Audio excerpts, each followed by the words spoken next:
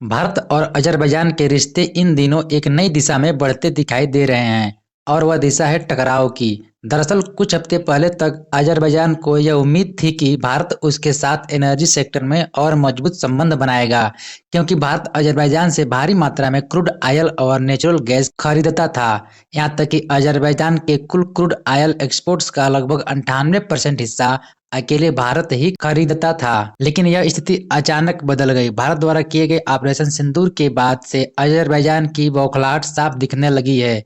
इस ऑपरेशन में भारत ने पाकिस्तान के खिलाफ तुर्की से आए सैकड़ों ड्रोन को आकाश डिफेंस सिस्टम से मार गिराया। यह वही सिस्टम है जिसे भारत ने हाल ही में आर्मेनिया को भी बेचा है और यहीं से अजरबैजान को चिंता सताने लगी है।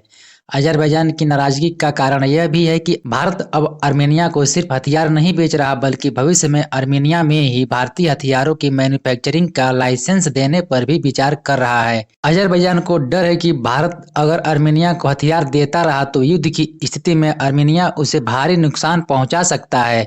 इसलिए अजरबैजान ने अब भारत को धमकी देना शुरू कर दिया है कि अगर वह आर्मेनिया की मदद करता रहा तो इसका नतीजा भारत को भुगतना पड़ेगा। यह बात तब और भी हास्यास्पद लगती है जब हम देखें कि भारत ने अजरबैजान से तेल खरीदना लगभग बंद कर दिया है और इसके चलते अजरबैजान का आर्थिक नुकसान भी हो रहा है।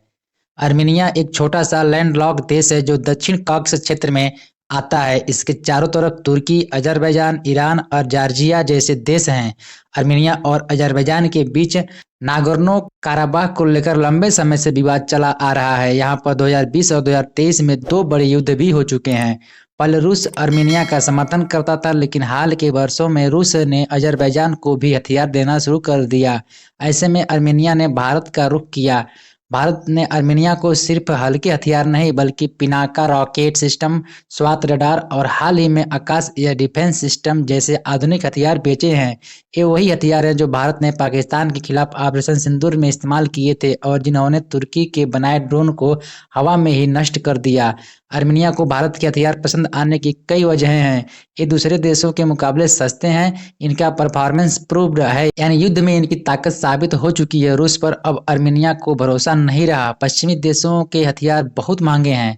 इसके चलते भारत अब आर्मेनिया का सबसे बड़ा डिफेंस पार्टनर बन गया है। अब खबरें आ रही हैं कि भारत आर्मेनिया के साथ मिलकर made in India defence system को वहीं बनवाने की योजना बना रहा है। इसके लिए भारत वहां की कंपनियों को लाइसेंस देने पर विचार कर रहा है। इसका फायदा यह होगा कि आर्मेनिया को तुरंत हथियार मिलेंगे, भारत को आर्थिक लाभ मिलेगा और भारत का डिफेंस एक्सपोर्ट और बड़ा हो जाएगा। भारत की रणनीति सिर्फ हथियारों तक सीमित नहीं है। भारत, ईरान और आर्मेनिया मिलकर एक नया ट्रांसपोर्ट कॉरिडोर बना रहे हैं, जिससे भारत के सामान सीधे यूरोप तक पहुंच सकेंगे। यह कॉरिडोर जाएगा मुंबई, ईरान, आर्मेनिया, यूरोप। इससे भारत की व्यापारिक ताकत भी और बढ़ेगी और पाकिस्तान, तुर्की जैसे देशों को दरकिनार करते हुए भारत को नया भू राजनीतिक लाभ मिलेगा।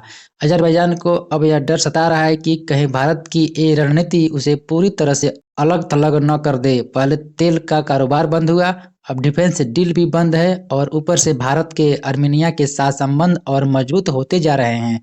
इसी बौखलाहट में अजरबैजान ने भारत को धमकी देने की कोशिश की है, लेकिन भारत अब उस दौर में नहीं है जब कोई भी देश उसे धमकी देकर डरा दे। भारत अब अपना डिफेंस खुद बनाता है और दूसरों को बेचता भी है। भारत के पास अब न सिर्फ ताकत है बल्कि उसे इस्तेमाल करने की रणनीति भी है। अजरबैजान की बौखलाहट दरअसल भारत की बढ़ती ताकत का प्रमाण है। भारत अब सिर्फ एक बाजार नहीं बल्कि एक मजबूत डिफेंस एक्सपोर्टर बन चुका है। आर्मेनिया जैसे देश भारत पर भरोसा कर रहे हैं और भारत भी उन्हें तकनीकी और समर्थन दोनों दे रहा है। आपका क्या मानना है? क्या भारत को आर्मेनिया में डिफेंस मैन्युफैक्चरिंग का लाइसेंस देना चाहिए या अभी और इंतजार करना चाहिए? नीचे अपनी राय कमेंट बॉक्स में जरूर लिखें। जय हिंद, वंदे मातरम।